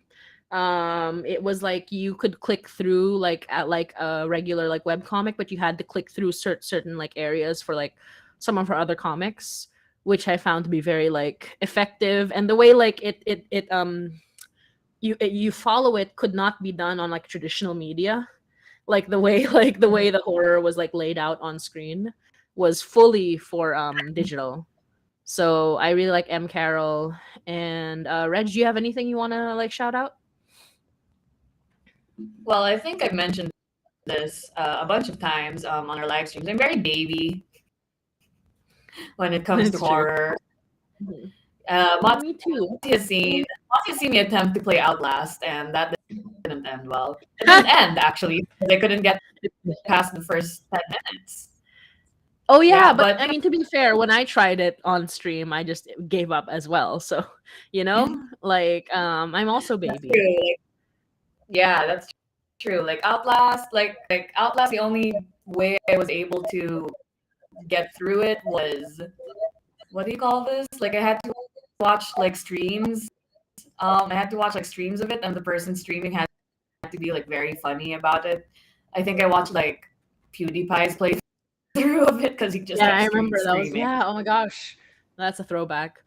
But And it, yeah, um, such a but yeah, good just throwback. being like in the Philippine culture, like we're just very like horror. I think like this is true for Southeast Asian cultures in general. Like horror is very much imbibed in like in our folk tales, in our storytelling, in our culture. And you don't even realize it until you're much older and you get exposed to like other media, like how exposed you are to the horror aspects of your culture. I mean, like even I think like every Filipino knows this, like true Philippine ghost stories. Yeah, True like Philippine those ghost are like stories. Yeah, true Philippine ghost stories. That's a yeah, yes, exactly, fetus. The very cheap book that you could buy off the shelf of like an anthology of Filipino ghost stories. It was Yeah, great. that was basically Goosebumps for Filipinos because you could buy it It's so anywhere. You true. could buy like a copy at the time for like 20 pesos, which was yeah, like right So now cheap. probably it would go around for 100 pesos like with inflation. But yeah, at the time I think I remember like 20 pesos like super Which is cheap. Everyone would have crazy to it. think about. Yeah, so Mm-hmm. like something that cheap and something like that well like that circulated. So Yeah. every Filipino they they have they have like that aspect like one aspect of horror like in Mm-hmm. their background Exactly. and their experience one way or another. Exactly. Psycom did it right. And yeah, of course, obviously Trece, like watch Trece on Netflix. Yeah, It's great. for sure. Read Trece the comics, they're great. That's a big inspiration for me. I This will say like I was so scared of it, but I kept wanting to read more. That's also like the thing about it. It was super scary, but you still kept wanting to read more. yeah, Trece is like it's not even that scary necessarily, but it was still like very horror. Like it still had like a lot of very dedicated horror elements to it. Yeah. And like even like so there's a comic, a very well-known comic in the Philippines called Mythology Class. And Yeah. Mythology Class is an amazing one of the standards of like modern Filipino comics. And it's not horror. Like it's not horror. It's like a very it's an urban fantasy. It's very beautiful. It's one of the first ones kind of like bring mainstream tikbalang content and stuff like that. But there is one scene in Mythology Class that like will give you nightmares. There is a when they encounter a chanak, which is the baby monster in Filipino folklore. And that image in that book was like genuinely terrifying. And this is not a horror book. So it'll sneak up on you. It's like the chanak is like it's like framed in the distance. You can see like this just baby standing in the distance. And it starts walking on the wall. And then it's playing like a game where it covers its eyes and it's doing peekaboo. And it's yeah, horrifying. But yeah, sorry, kind of getting off topic. I guess last favorite scary things, Outlast the video game. Some other scary video games. Trying to think of them. What else? I do like The Last of Us. Last of Us. Yeah, Last of Us is pretty great. Fun fact, I love The Last of Us. It's really one of those games where even if you're not playing, like just watching someone play, like you're already like very engaged with it. But I did play it. But fun fact, so Moxie knows this about me. I hate zombie genres. Not Uh hate, I huh. still watch if like, they're good, if the movie is good, but I get so stressed. I get super stressed. I have to be like with friends if I watch anything zombie related. Like the anxiety is just like the movie has to be very, very good for me to sit through that amount of anxiety because I get super stressed. So, fun fact about The Last of Us, I played it and I had no idea it was about zombies. I was And so now it's your favorite game. one of my favorite games. Yeah, that's how good the first 10 minutes of the first game was, the introduction, because I was like, fuck, okay, I'm gonna keep playing. But you can imagine like when the first zombies coming out, I was like, is this a zombie game? Is this no. Is it a zombie game? No. Is this a zombie game? No. It's very good. It's I very already good. bought I the love game. that. And my brother was very, very kind to like I remember back when it was first released, anytime I wanted to continue playing, I'd ask my brother, "Hi, do you want to sit with me and watch me play?" And he was very kind to do so because I couldn't do it alone. That's so sweet, though. Oh my gosh. What other horror games? Because I feel like I just watch a lot of horror gamers play video games. Definitely watch Markiplier. um, that kind That's of the definitely only watch horror game I Jacksepticeye. played really because I played it accidentally, not There knowing you it go. was a horror. There you go. Yeah. I guess also like I will shout out some horror shorts. I like watching horror short films because like it's I scary do enough. also like watching the shorts, but as long as Mhm. they're not super scary. Yeah, like some of them are like genuinely terrifying. I'm trying to think of what the names are. There's one one that's sticking with me right now. I forgot the name. It's about a girl on a train. It's and this is a big inspiration for me. It's like a girl on a train. She gets on a train. She hears a bunch of people talking, and suddenly all of the talking stops. And when she looks, there's nobody on the train with her, except for one guy Ooh. at the very end of the train looking at her. Yeah, and every time she looks, he just gets closer. So Ooh. that's the kind of thing that Ooh, like that's scary. super creepy. Another one is there was one where I can't remember them, but I'm sure people will know because they have been featured in like big YouTuber compilations of them watching scary short videos. Another one is there was a lady who was watching a VHS tape of herself as a child, and then she sees like it transforms into like a security camera of her own of the room she's in, Mhm. and she attempts to escape, like basically like she if she can see the thing, and the thing is like terrifying, and she has to like make sure to like avoid it like while by looking at the screen. Ooh. So yeah, it's something like that. It's like these short but wonderful like ideas that people have. Yeah. I love Ooh, I horror have one. stories. What's Yeah. it? There's also this short film called Curve. That one is just a very, very effective use of atmosphere and fear of, yeah, like fear of something that isn't even there yet. So Curve is about this woman who wakes up and she's basically on a concrete curved slope and she's in danger of falling into Is that the name? I this. know that one. Is that the name? Curve? Yeah, it's just Curve. And yeah, she wakes up. She doesn't know how she got there. She's just on a curved slope, like just curved just enough that she doesn't fall into the void, but not not straight, or like not straight enough that she can like easily like stand up. So it's Yeah, I very, remember this. And she has like a broken leg or something, and it's just yeah, I it don't think is like but uncomfortable. yeah, it's uncomfortable. It's not broke. Her leg isn't broken, but it's fixed in a certain position that she has to, Keep it like, in she can't because make or else big she'll fall. movements. Yeah, or Yeah, else and then she'll it starts fall. raining, and yeah, it's like it's horrifying. Oh gosh, yeah, that. I really like that one. Yeah, I think we should like No Oh, Through Road. Oh, No Through Road. Wait a minute. I think I know this one. Is it the Oh, thank you by the way, Kristen. No Through Road. I remember it from yes. Oh my gosh. So there it's like a little bit of a classic actually. It's from 2008, 2009. Um so oh, I do it remember this. is I remember, yeah, yeah. Lost Your Place. Oh yeah. So No Through Road is really fun. It's about these it's like like it's shot like a found footage.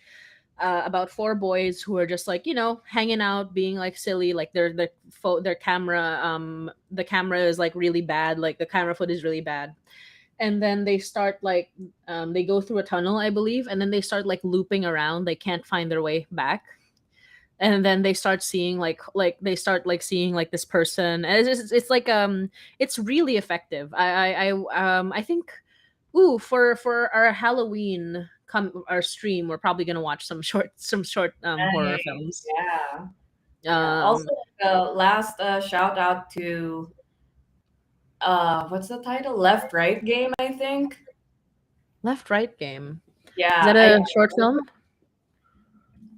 it started out as a Reddit thread. I came across it like just browsing the subreddit, like R No Sleep, and Mm-hmm. R No Sleep is basically a bunch of short stories. So that one was Left Right Game was surprising because it was a actually fully formed, fully developed, I guess novella length story at Mm-hmm. that point. It wasn't even a short story. And I wasn't expecting like that much of a story from it, but then like it really engages you, like it's really compelling, and it is like very it is very creepy, and I think it was adapted into a podcast already with Yeah, yeah, Tessa. yeah, I'm looking it up. It's like a podcast right now. Oh Yeah, yeah, as the lead. I completely So yeah, forgot to check shout it out out.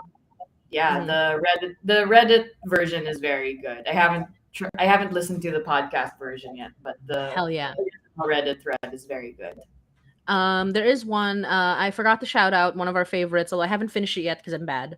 Um, Wolf 359. So Wolf Yes, 359 I have finished it. is It's very it's a good. space horror. It's like it's not even like fully horror. It's more like a space thriller, but it's Yeah, like starts out as a lighthearted comedy and then it I like love quickly devolves into it's like my favorite podcasts. yeah, it's It's one of so my good. favorite podcasts as well. I still haven't finished it though because I'm bad. I will also shout out again because I got to chat with them the other day. So it's Jim Harold's Campfire, True Ghost Stories. Basically, he chats with real people about their experiences, their creepy experiences. And the other one is John Ballantyne and his Campfire Radio Theater, which has a lot in common with Hainai. It is radio drama style with some sound effect with their own like person who does like the music scorer with their own scorer, and I gave like a very brief listen to like one of their episodes. It's good. I will say, like, when it comes to like radio drama, it really does come down to how, like, two things. One is obviously the sound effects, how effective they are, and two, the acting of the people. Yeah. Because I remember very clearly going to the horror section of Podbean and clicking on a random person's podcast. And because I don't remember who these people are, I will not, like, Yeah. I am not. Yeah, we're not gonna name names. Yeah, we're not gonna name names because I don't remember who they are. But I remember the first line was bad. It was super bad. The acting was so bad, like, and the sound effects were so overwrought, and I was like, We had nothing to worry about after all. yeah. I mean, yeah. Yeah. Obviously, I don't know who they were. I don't know how they've improved, and I will not like. I'm not slandering anybody specific, but there is at least one podcast out there where they do the whole full radio drama thing, and it sucked. Yeah, but And that it's like just to show like how hard it is to like break out into the podcasting world. ooh, ooh, Kristen. So Kristen mentions, yes, Wolf 359 is so good. Yes, it is. Have you heard of Malevolent? It's a really neat idea for why everything is explained out loud. I have not, No, I but haven't I heard of will that try to check it out. Malevolent. name. Ooh, there are like so many really good. Like, I'm trying to think of like other really fun horror stuff. There are my favorites. Honestly, like podcasts are such a good platform for horror. They Um, really are. Yeah. yeah, obviously there are some limitations and difficulties. I like limitations and difficulties in like sticking to just the audio, like an audio Medium. platform. But I think that's when people get the most creative when they're limited like that. And that's when It's like a very lot true. of the scariness like really shines and comes out. So like it's such a good platform. Yeah. And I wish people didn't associate podcasts with just like straight Interviews. men giving unsolicited advice about women. Because more than that. Ah, yes. We are Yeah, more no, than for just sure. Joe Rogan. We are more than Joe Rogan. We definitely are. Ooh, oh my goodness. Yeah, and I'm trying to think of other like fun horror things. I'm looking at my comics to see if like anything like rings a bell. Because I like horror comics quite a bit. And Horror comics I can get through. I think. yeah, because you can control the pace at which you like read horror Yeah, comics, right? yeah. Like, Horror movies, shows, video games. I think the one and only horror like visual like live action medium I've watched by myself uh-huh, willingly was uh-huh. Midnight Mass. And Ooh, Midnight Mass is fun. yeah, Midnight Mass. But then like after the second episode, you realize like what the monster actually is, and you're like, oh, literally just yeah, I don't want to spoil anything, but yeah, it's Yeah, no, like my God, no. But me and Reg were talking about Midnight Mass with each other, and I made a joke, and that just made Midnight Mass unscary for the rest of the entire yeah, series. Okay, okay. Spoiler warning: Midnight Mass spoilers. If you don't want it, close your ears for like the next 20 seconds. I made a joke when I saw the Midnight Mass creature. I was like, "Oh my god, it's Peter from What We Do in the Shadows, the movie." And that's literally all we could think about ever since then. It was Peter from What We Do in the Shadows. That's Yeah, it. the creature. Mhm. Yep. Yeah, Yeah. I watched Midnight Mass after the second episode. It was very apparent they were just vampires. I was like, they're just vampires. They're just vampires. And if Yeah. you watched all 8 seasons of the Vampire Diaries, vampire genre really doesn't phase you anymore. Yeah. So I mean, I'm trying to think of what scared me in Midnight. Nothing scared me in Midnight Mass. nothing scares me at Midnight There was just one episode, like at the very end, I think the last 5 minutes of the second episode, I think, where some guy walked into a house Oh and yeah, yeah, yeah. That was like yeah, it was. that was it. It's not like scary. It was just like it did like make you. I guess because you hadn't seen the creature yet, so I think that's what it was. Yeah, Um, exactly. We yeah, didn't yeah, know yeah, what the creature was. It was scary for yeah, me. exactly. I found But then after Midnight that Mass to was be. we Um, had a lot of hot takes. yeah, we had a lot of hot takes. I kind of forgot like what all of them were, but like I remember. I think one of the Yeah, main things was we were that just on a wall. Like a lot of it yeah, was we were just like we were kind of like we were like lambasting. It was not because it was bad. I don't think it was like bad, but there were like certain aspects we were just lambasting. But I will say like I think it's because we were both grew up Catholic that everything in Midnight Mass is kind of just like I think yeah. yeah, the big appeal people were like, "Oh, it's so creepy because people were acting like this." And I was like, that's literally just how Catholics That's act. literally just how Catholic. I just like that's just it's nothing I like, will say though, it is one of my favorite finales in a TV show. It was like oh yeah, that's so true. No, yeah, that's the very finale was so beautiful. good. So good.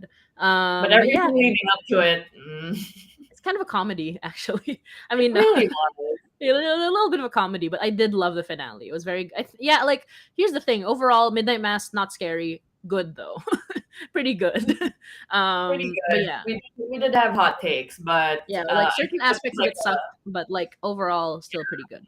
yeah, I think we The need like a separate live stream episode to if we want to get into like why we like about the like if we want to get into the stuff we didn't like oh about my it. god, we should do a hot takes on horror episode and Oh my make people god. hate us. Yeah, okay. We'll do that Ooh, next ooh, month. I love that. It would be so fun. Okay. Oh, there is I did okay. Haunting of Hill House, obviously. One of the greatest horror series ever. I will not taking any questions. Okay, Um Doctor Sleep. People sleep on Doctor Sleep. Doctors Oh my god! That's what I forgot. Doctor Sleep's one of my favorite recent like I fucking horror love esque Doctor like Sleep. horror It is movies. Like it is a so horror movie, but it's not like scary. not But scary. it's It's like in the horror genre, but it's not scary. exactly. It's one of my favorites. One of my absolute It's favorites. so freaking cool. It was one of the coolest. It like just the every aspect of execution in it just so cool.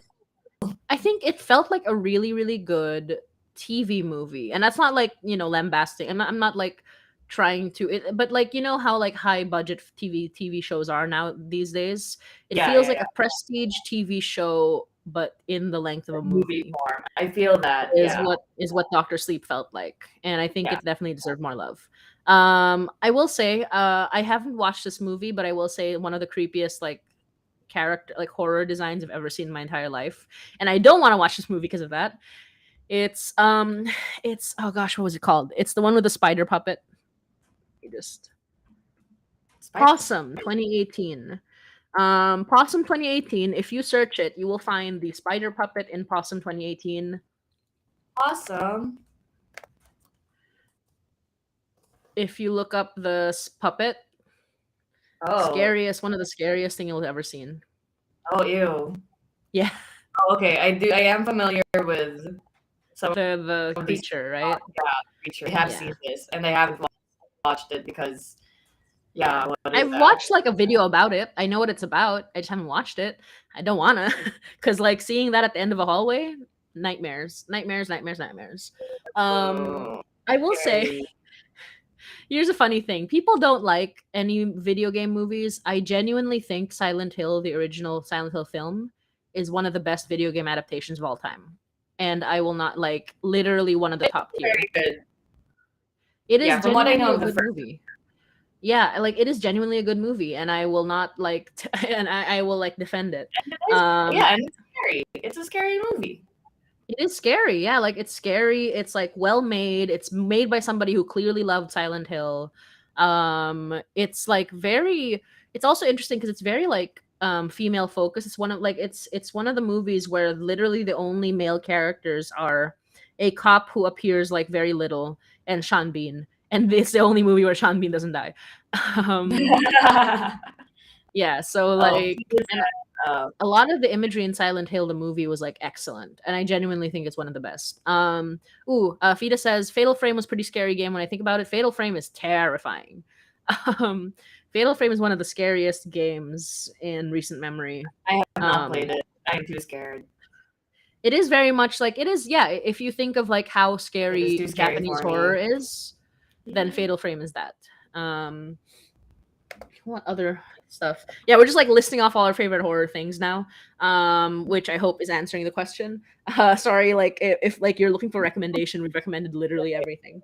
We've recommended literally everything. Who knew what rabbit I will say we would go down with that question? Okay, here's one.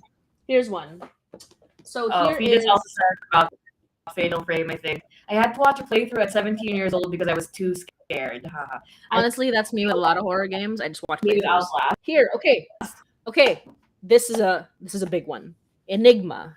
So Enigma is not necessarily classic horror, but I will tell you what it is.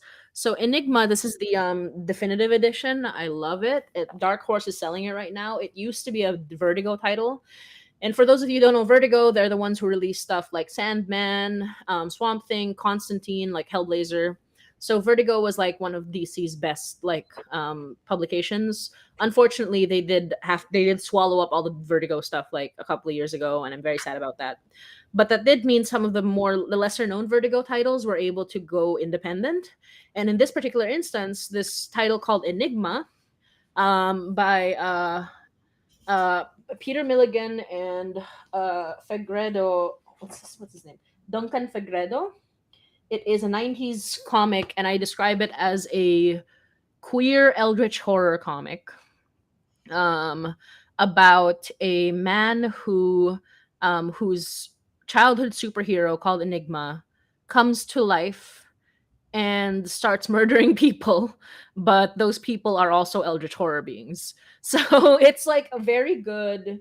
So this is the art style. It's very Vertigo, very 90s Vertigo. I will show you it. I love this. I have like a really deep love for this kind of art style. This horrible, messy 90s like it's so like good. that. It's so good, and Verdict. Like, I definitely recommend getting this. It is definitely from the 90s, so obviously, like, take that with how as you will. It is about Phantom of the Opera if he was a gay eldritch lord, and he. How do I describe it? It's these are. I'll show you some of the covers, the original covers for the comics. This is like the kind of stuff that I was crazy for when I was in high school, and I still have like a deep love for to this day. So, for example, here's a cover from one or like art from one of the issues before. Oh, beautiful. Yeah, super good. It's like very much like if you like the Sandman, which a lot of people do, one of the most iconic like comics of all time. It is very much classic Sandman. Like the Vertigo style was very much a Sandman thing.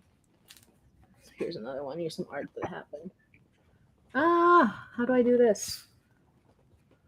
It won't clear up. Okay, there you go. Mm-hmm. Oh, so pretty. Yeah, I love it. It has like one of my favorite. It's like it's properly creepy. It's like a horror themed, so like obviously like eldritch horror themed. It's very queer. It's very sweet. It's got an interesting ending. It has one of my favorite like backstories for a superhero. I call him superhero because he's more like he's horror. He's a being of infinite horror who falls in love with a random Joe Schmo, which is great, by the way. Right up Motzi's alley, by the way. Exactly. Like infinite horror being meets this like pathetic loser and falls in love. That's exactly what I'm here for. Called Enigma. Go buy it from Dark Horse. They're selling it, I believe, still. And yeah, essentially, he there's a story here for his backstory in which the concept, and this is my favorite thing. I've like never like Neil Gaiman has a lot of these kinds of concepts, but I think this one does a really good job. The concept is that this guy, he became an all-powerful god being simply because nobody taught him that he couldn't be one. So he was dropped in a well as a child and nobody ever raised him. Yeah, you told me about this. But when he wanted food, he got food. When he wanted like to drink, he got drink. And so in his mind as a child, he immediately thought that he could make anything happen with his brain. And that's how he got his powers. And I was like, that is the coolest thing I've ever heard in my entire life. He literally was just raised, like he raised himself. Nobody told him that he couldn't And have he couldn't superpowers, be. but he Yeah. got superpowers. And I'm like, Oh, and that's the well, the explanation. And I'm like, secret life all along. oh my god. And the reason he falls in, like he turns into like freaking Phantom of the Opera, who is also a murderer but gay, is that he finds the comic books of this guy from like when he was a child, and he experiences like this deep love connection, like mental love connection, and that's basically how he falls in love. And I'm like, bruh, this is great actually. It's so good. Anyway, yeah, I think we're like hitting the end of our 2 hours. This is like fun actually. Once we got into like the proper That was a good discussion. question. It's so weird. We have That was awesome. that question every few Q&As, but this is like the most we We like. still love to answer. Yeah, this is the most like we've really like gotten into it. Yeah, We were honestly. just, But we yeah, were just anyway, let me bring us both onto yes. yeah. Thank you Yeah. for that So question. yes, and thank you to everybody who joined us. We were so happy to have you here. For those who weren't able to join us, please do. You can watch the VOD. You can watch it on YouTube, and we are very soon we're releasing the Campfire Stories episode from Storytelling Podcast Week. I recommend you watch that as well. It's really fun. I had a really good time talking with Jim and John. Jim, John, and Motzi. That was the episode. That's a weird trio. And yeah, and Kristen says that she maybe like Kristen wants to see um us have hot takes about horror stuff. So let's make that our planned. Let's definitely make that our next live stream. Thank you so much everyone who joined. It's no problem if you came in at certain point or anything, or came in like early or whatever and had to leave. We love it all the same that you're able to like join us. Thank you so much. If you have any, please feel free to like message us on like Discord or Twitter, Tumblr, Instagram, Facebook, wherever. For any suggestions or like things you want us to talk about in our next live stream. We have one live stream every month, not always on the same day or same like time, but we do it on a Saturday because people voted on Saturdays. So Saturday evening, Sunday morning for the Philippine time. Yeah, and anyway, Reg, do you have anything else to say before we end the stream? Yeah, like other than the upcoming episode on at the end of July. If you're not yet subscribe to our Patreon. We do have a new Patreon exclusive Remind Me to Tell You Later story coming up within the next 2 weeks. It's called Sirena, so watch out for that. Like Batibat, yeah. I'll be writing this, and yeah, you get to see and not see. You get to hear more of Ira, Mary's ex-girlfriend. So watch out for that. It's gonna be great, yeah. And It's yeah, gonna we're planning to record Mikey's Tale as well soon. We are focusing all our attention on the next episode, which is coming out on July 30, on the last day of July, which is Sunday. And Mhm. you can catch us live. You can like watch it live with us and be in the comments, be in the chat. Anyway, thank you so much for joining us in our in our mukbang. It was a proper mukbang. What's the Yeah, we problem? did it. We did a mukbang, right? We're YouTubers Yeah, we're now. YouTubers Oh now. man.